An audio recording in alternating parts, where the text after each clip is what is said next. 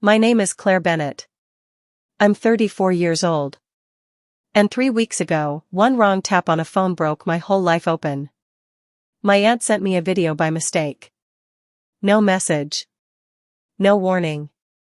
Just a clip from a family dinner I missed because I was home finishing work for a client. I pressed play, expecting something small. Maybe a birthday reminder.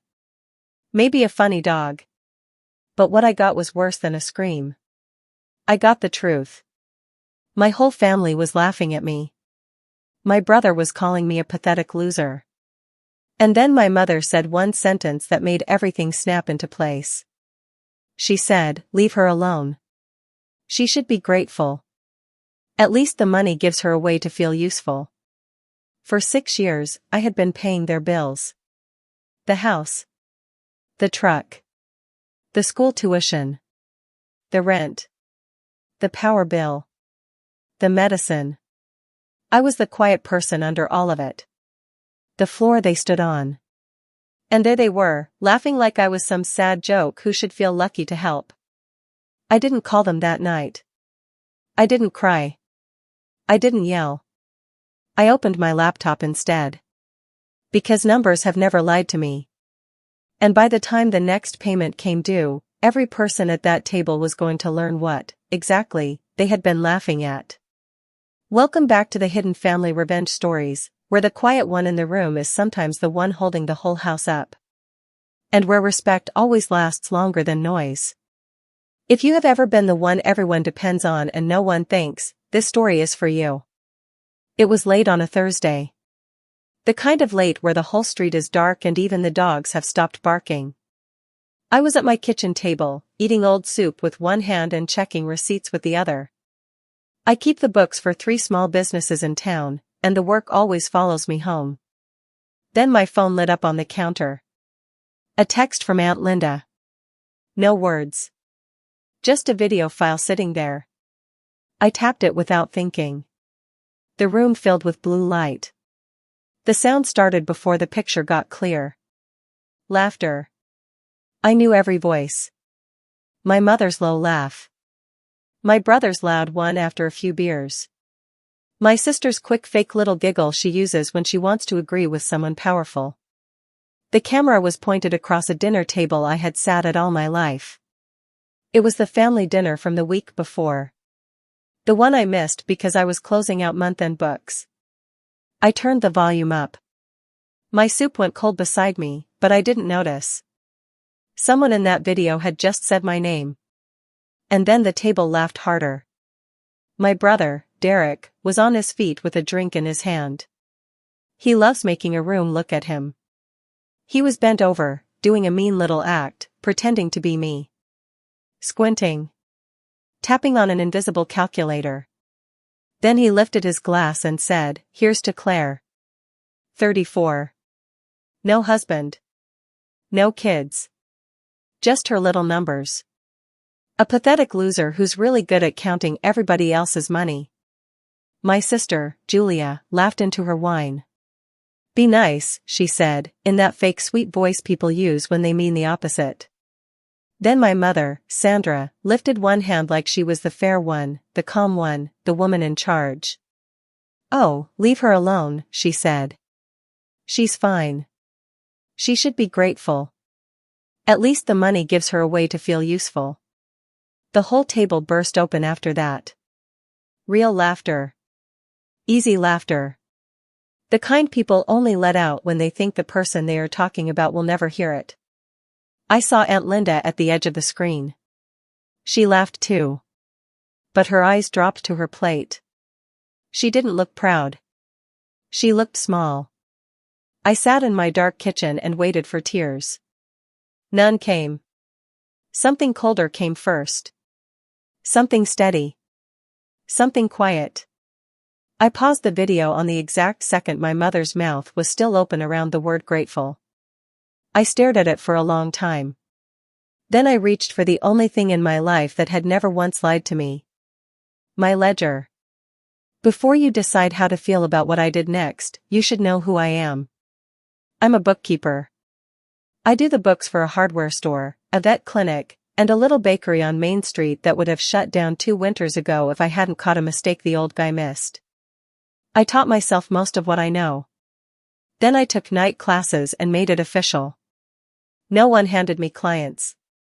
I earned them by never being off by even 1 cent. People trust me because numbers stay honest. People don't. Here's the hard truth about me. My weakness was never that I was too soft. It was worse than that. I carry things before people even ask. If a bill is due, I pay it. If there is a problem, I fix it. Quietly. Alone. Usually at midnight at this same table. I never learned how to need anyone. So I became the one everybody needed. I told myself that made me strong. It started with the house. 6 years earlier, my father died fast. Men like him sometimes go that way. Strong one day, gone the next. And after he died, he left behind the house I grew up in and a mortgage he had been losing a fight with for longer than anyone knew. The bank started sending those ugly letters people hide in drawers. My mother couldn't refinance on her own. She hadn't worked in 30 years. Derek's credit was a disaster. Julia had no income anyone could write down on a form. So the bank looked at the 4 of us and found one person whose name made the math work. Mine. I sat with a loan officer and bought the house. My name went on the deed. My name went on the new mortgage. My signature sat on every page that mattered. My mother got to stay in her home and never pack one plate. That was all I wanted. I didn't do it to own something. I did it so my mother would not become the widow whose house got taken the same year she buried her husband. Everybody in the family knew I had handled the house. That was the phrase they used. Handled. Like I had called a repairman. At parties they'd say, Claire took care of the house thing. Light. Breezy. Like it was a small footnote.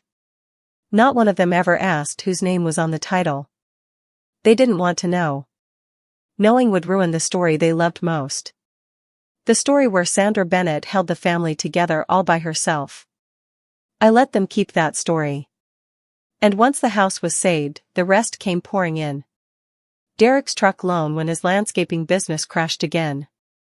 My niece and nephew's private school tuition because Julia said moving them in the middle of the year would be too hard.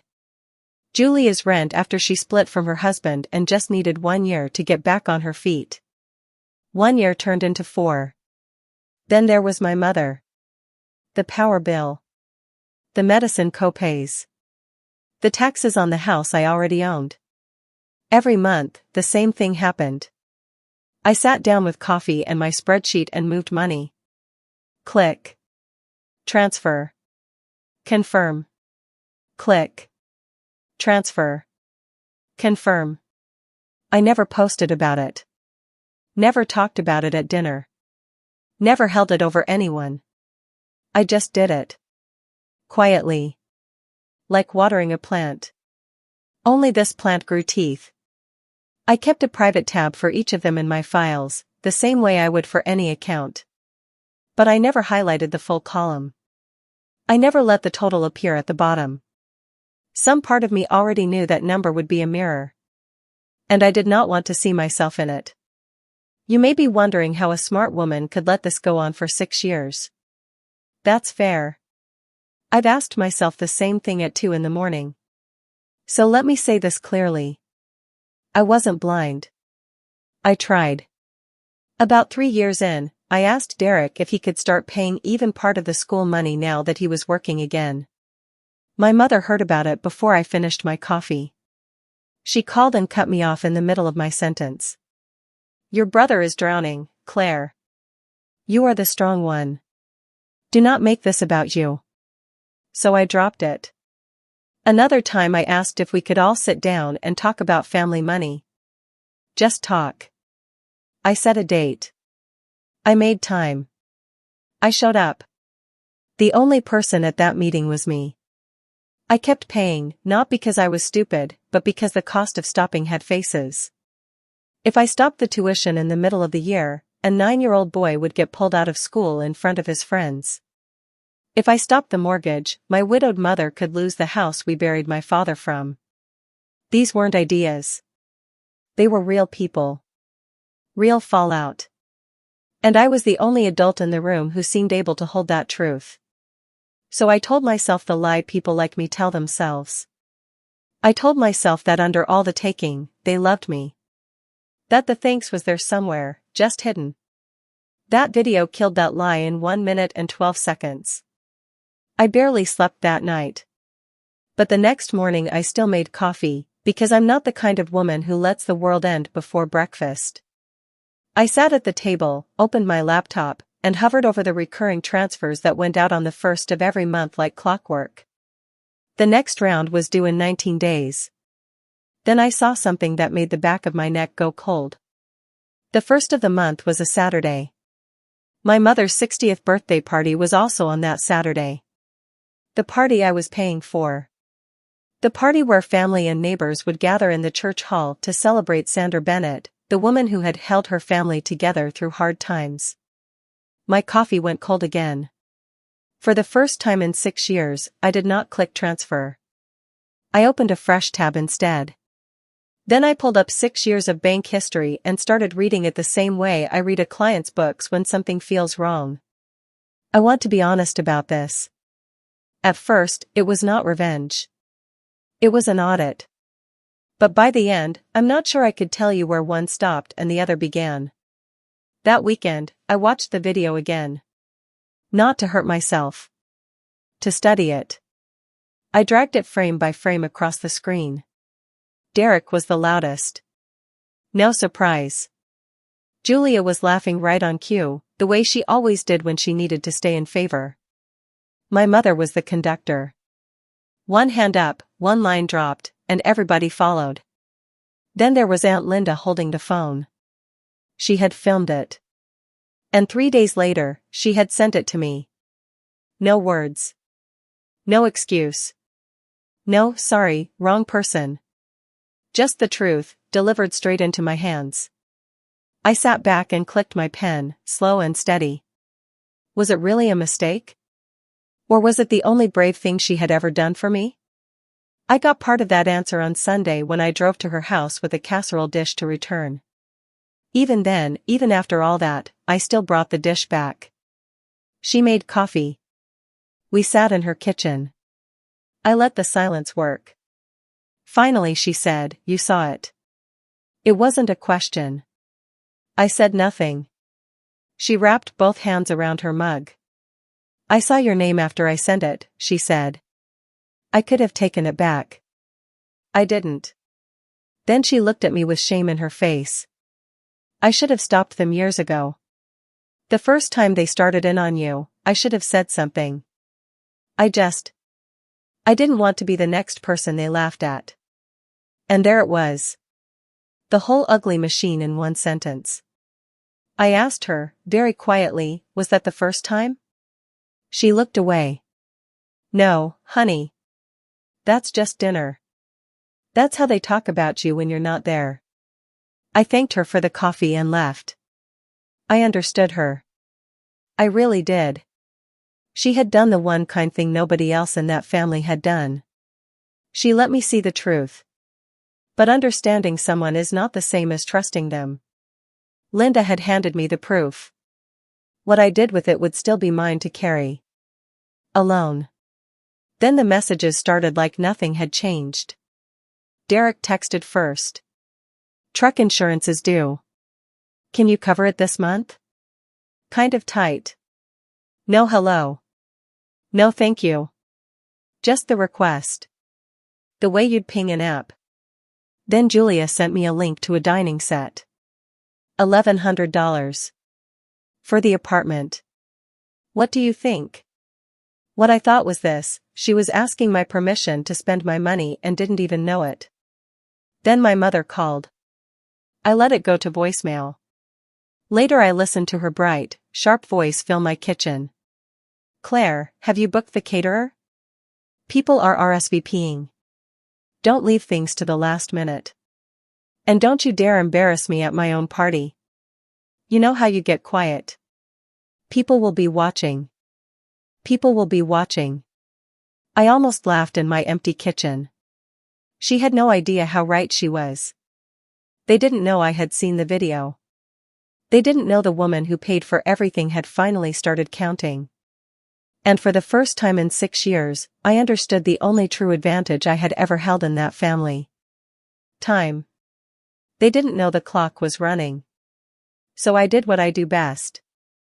I built a record. Not a rant. Not pages of feelings. A ledger. I opened a new workbook and gave each of them a tab. Derek. Julia. The school. Utilities. Mom. Then I went back 6 years, line by line, and logged every transfer. Date. Amount. Reason. I didn't round up. I didn't add comments. I just wrote the truth the way I would for any client under review. There is a strange calm that comes over me when I put chaos in order. The world stops being a place where people laughed at me. It becomes rows and totals. It becomes something that can finally be seen. I printed one test page and held it under the kitchen light. Black ink. White paper. No drama. No adjectives. Just truth. And right there, holding that page, I realized something important.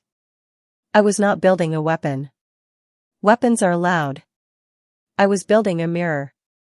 And the cruelest thing you can hand some people is a clean, honest mirror. I decided to run one small test. I paid Julia's rent 3 days late on purpose. Just 3. That was all. I wanted to see how fast warmth turned cold when the money stopped moving on time. My mother called within an hour. Not Julia. My mother. Claire, what is going on with you? She snapped. Julia's landlord called. 3 days late. The whole family is talking about how strange you've gotten. Cold. Distant. Ever since you got busy with your little clients, you think you're too good for us. I held the phone away from my ear and stared at it. 3 days. 6 years of perfect, quiet payments. And the first time I was 3 days late, suddenly I was selfish. Difficult. Changed. Then she said the part one will never forget. Money was never the problem with you, Claire. Your attitude is. I told her I would handle it, then hung up. And in the quiet after that call, I finally let myself do the math on what 6 years of silent, on time, perfect giving had actually bought me. Nothing. Not love. Not loyalty. Not even basic respect. Just the right to keep paying. That night I went to the file cabinet in my office. Bottom drawer. Back behind old hanging folders. There was a thick packet I had not opened in 6 years. The closing papers from the house. I carried them to the kitchen and spread them out. There it all was. The deed. The mortgage note. The title papers. The insurance. Page after page of legal truth. On every page that mattered, my name sat there in black ink. Claire M. Bennett. I had always known this, of course. I signed it. But knowing a fact and laying the proof of it under your own hand are different things. The house my family called Mom's house. The house where they gathered to laugh at me. The house my mother claimed she had held on to all by herself. It was mine. Completely. Legally. Plainly. I had been paying for the roof over the heads of people who mocked me under it. I set my pen down on the deed and felt the last bit of fog leave my body. I was not confused anymore. I only needed to do this in a way so clean, so fair, that no one could honestly call it cruelty. The next morning, I did the thing I had avoided for 6 years. I highlighted the full columns in the workbook and let the spreadsheet total them at the bottom. I will not say the full number out loud. Not because I'm hiding it. Because the number is not the point. The point is what it meant. It was enough to buy a house more than once. It was enough to build a retirement I did not have. It was bigger than even I had feared. And the strange thing was, I didn't cry over the money. I cried over the time. The Friday nights I gave away. The dates I canceled. The weekends I never took. The trips I didn't go on because the first of the month always came and someone always needed me. I cried for maybe 4 minutes. Then I wiped my face with the back of my hand, the way my father used to, and I was done. A feeling is not a plan. Now I had a plan. First, I called a CPA friend and checked the shape of it with her. No names. Just facts. Then I sat down with a real estate lawyer in town and paid for an hour of her time. She explained it simply. The house was mine. I could sign it over to my mother if I wanted. But the mortgage would still need to be assumed or refinanced. If my mother couldn't do that, she would need to sell or find another way to carry it. The lawyer watched my face carefully when she said that part. I told her I understood. I was not trying to trap my mother. I was doing the opposite. I was giving her the real weight of the house she had spent 6 years pretending she carried herself. Let her feel it.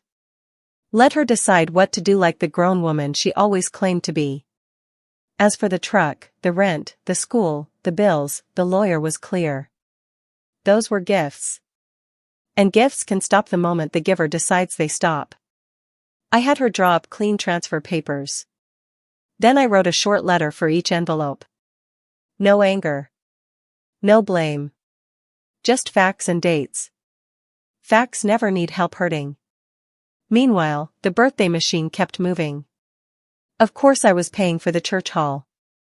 Of course I was paying for the food. And everyone expected one more thing too. A speech. The good daughter standing up to toast the strong mother who had held everyone together. A neighbor in the grocery store smiled at me over a cart and said, "Sandra is so proud of you. She says you're her little accountant." Her little accountant. I smiled back because I still had practice at that. But standing in the cereal aisle, I made the last part of my decision. They had built me a stage. A hall full of witnesses. Family. Neighbors. The minister. All waiting for me to stand up and play the Grateful Daughter one last time. Fine. I would keep the stage. I would keep the audience. I would keep the microphone. I would just change the script. The day before the party, I went to the hall to check the setup. And there, like one last push from the universe, I got reminded exactly why I was doing it. Derek was hanging a banner, beer already in hand though it was barely afternoon. A couple younger cousins were near him. When I walked in carrying glasses, he jerked his thumb at me and said loud enough for them all to hear, "Careful. Don't upset the ATM.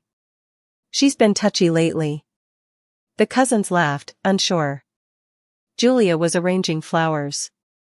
When I started to ask her about a catering bill, she waved me off and said, "Claire, nobody wants to hear about invoices at a party.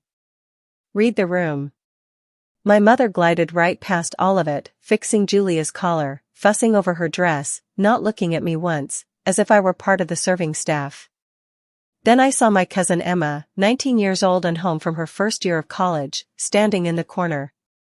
She met my eyes, and her face changed. She flinched. She had seen it. She followed me outside onto the porch. It was cold. She hugged her arms around herself and said softly, "Aunt Claire, are you okay? They shouldn't talk to you like that. It isn't funny." I looked at her and almost lost the steel in me. Because in 6 years, she was the first person in that family to ask if I was okay. Not what I paid for. Not whether the hall was booked. Just me. I told her, "I'm okay, Emma. Better than I've been in a long time." She looked like she didn't fully believe me. Then she said, "They take you for granted. You're the only one in this family who ever really shows up for me." That sealed it. Because I realized the kindest thing I could do for that girl was not keep swallowing it in silence. The kindest thing I could do was show her, calmly and clearly, that you are allowed to stop. You can love people and still refuse to be used by them. Walking away with your head high is not the same as starting a war. I squeezed her hand. Find me tomorrow, I said. After I say my few words. That night I sat at my kitchen table and finished the envelopes. One for my mother. Inside it, the deed transferring the house to her name, the lawyer's note about the mortgage, and her full ledger. One for Derek. Truck payments. Insurance. Old loans I had quietly cleared. One for Julia. 4 years of rent. All those little extras. In each one, I placed the exact stop date. The first of the month. No more payments after that. I sealed every envelope and wrote each name in my steady bookkeeper handwriting. My phone sat face down the whole time. I never replayed the video again. I didn't need to. I knew every line of it by heart. Then I turned off the kitchen light and went to bed. For the first time in 3 weeks, I slept all night. The church hall was full by 4 o'clock the next day. Folding tables. White paper cloths. A big sheet cake under bright lights. A glittery banner that said 60 and fabulous and was already dropping sparkles onto the floor. My whole family was there. Neighbors too. The minister and his wife. My mother stood near the cake in a new dress, smiling like a queen collecting gifts. As I walked in, I heard her saying to a group of women, "Well, after Robert passed, somebody had to keep this family standing. I just did what I had to do." Then she caught my eye from across the room and gave me the look that meant, "Get ready. You're up soon." Derek was already loose and loud. Julia stood near our mother, soaking up attention that was not even hers. Emma stood off to the side and gave me a tiny nod. Then the cake was cut. My mother tapped a fork against her glass. The room quieted. With one smooth little wave toward me, she said, "I think my daughter Claire wants to say a few words. She's the one who put all this together. She's very good at taking care of things." Polite applause rolled across the room. They were waiting for gratitude. They were waiting for the good daughter. I stood up slowly. I felt perfectly calm. The same calm I feel when a hard set of books finally balances. I did not have a drink in my hand. I had the envelopes. I clicked my pen one time. The sound was small, but in that quiet room it landed like a bell.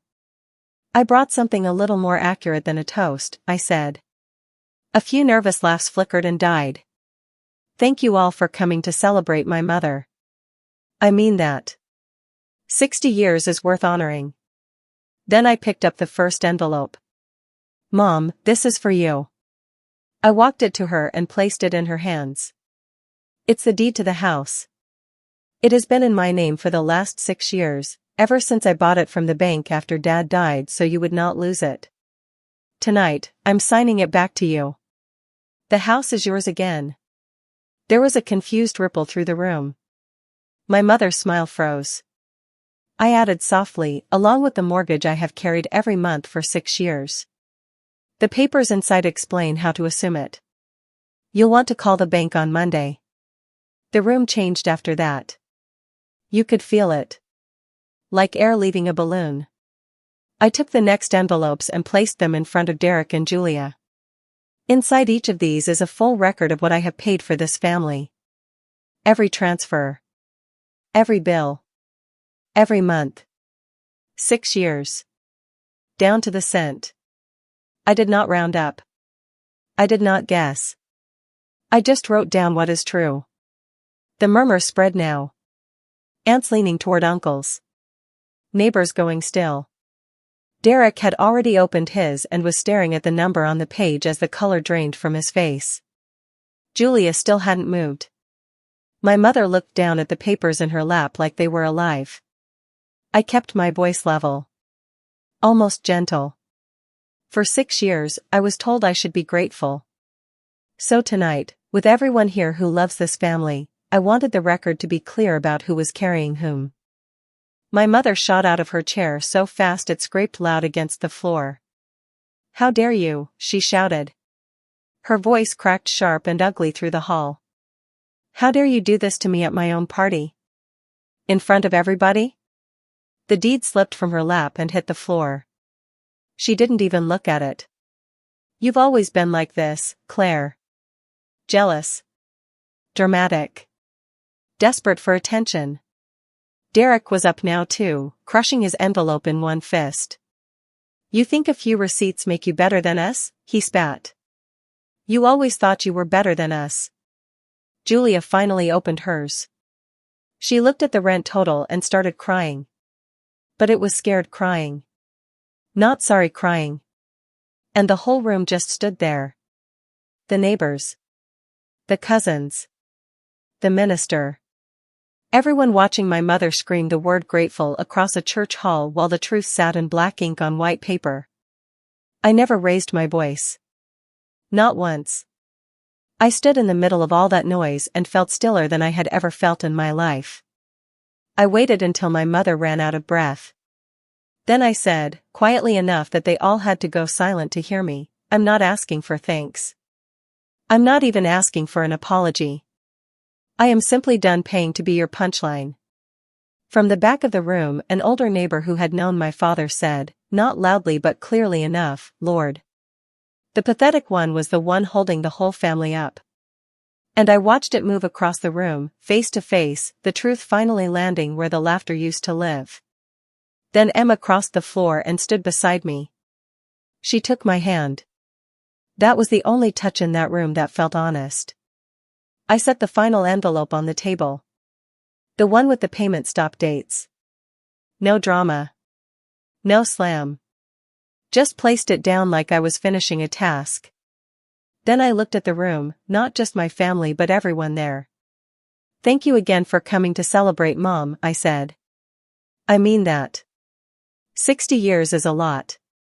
I picked up my coat. The payments stop on the 1st, I said simply. The house is yours now, Mom. I hope it's everything you've been telling people it was. My mother opened her mouth. Then closed it. There was nothing she could say in front of that many witnesses that would help her. So she said nothing. Emma walked me to the door. We passed tables full of people who were not laughing anymore. I could feel their eyes on me. For once, I didn't mind. Outside, the cold air hit my face like clean water. I took my phone from my pocket out of habit. The screen was dark. There was not one message on it I needed to read. I put it back, got in my car, and drove 15 minutes home to my own little house, the one with only my name on the deed and nobody else's expectations waiting inside. I didn't slam any doors when I left that hall. I just finally stopped holding one open.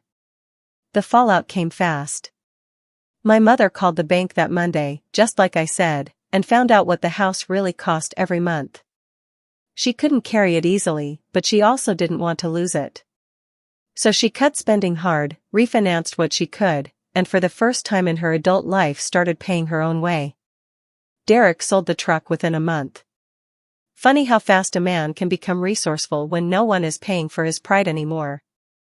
Julia moved into a smaller apartment across town and took a part-time front desk job at a dental office. Her first real job in years. Of course, they told people I had abandoned the family. That I humiliated my poor widowed mother at her birthday party.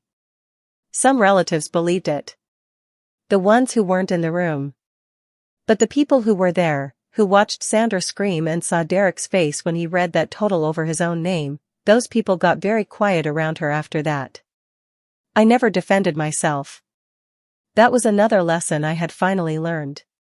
The ledger had already said everything. When one aunt called to lecture me about forgiveness and family and being the bigger person, I listened until she paused for breath. Then I said, "This is not something I'm looking for input on. Have a good night." And I hung up. That sentence is cleaner than people think. It closes accounts fast. Life got quiet after that. Then it got good. I took on 2 new clients because for the first time in 6 years, I had the time and the energy. I took a whole weekend off and drove to the lake without bringing one single spreadsheet. I sat on a dock and watched the water and realized I had forgotten what my own life felt like when it belonged to me. About a month after the party, Aunt Linda texted me. One line. You did the right thing. I'm sorry I didn't. I stared at it for a long time. It was honest. It cost her something to send. But it did not erase years of laughing one beat late and looking down at her plate. So I wrote back, thank you, Linda. I appreciate it. And I left it there. Understanding someone does not mean you owe them a place in your life. Not after they helped spend you. The one family relationship I kept was Emma. She calls me now just to talk. Not to ask for money. Not to ask for favors. Just to talk. Sometimes she comes over and we cook dinner and she tells me about school and boys and plans and fear and hope. It goes both ways. The way family is supposed to go. That is the only kind of family ledger I keep now. One where both sides fill up. The rest of them still have my number. They know where I live. The door isn't locked. I'm just not standing there anymore, holding it open with both hands. If they ever want to walk through it, they can come carrying their own weight. What I learned is simple, and I wish I had learned it at 28 instead of 34. Generosity is not a forever bill the people you love get to charge to your heart. And the day you finally sit down and balance the account, you find out very fast who loved you, and who only loved the life you paid for. That's my story. 6 years of silence. 4 envelopes. 1 birthday party. And 1 quiet woman who finally told the truth. So if you are the one holding everything together while everybody else acts like you should be thankful for the chance, hear me clearly. You are allowed to stop. You can set the weight down. You can walk away. And you can still be a good person when you do.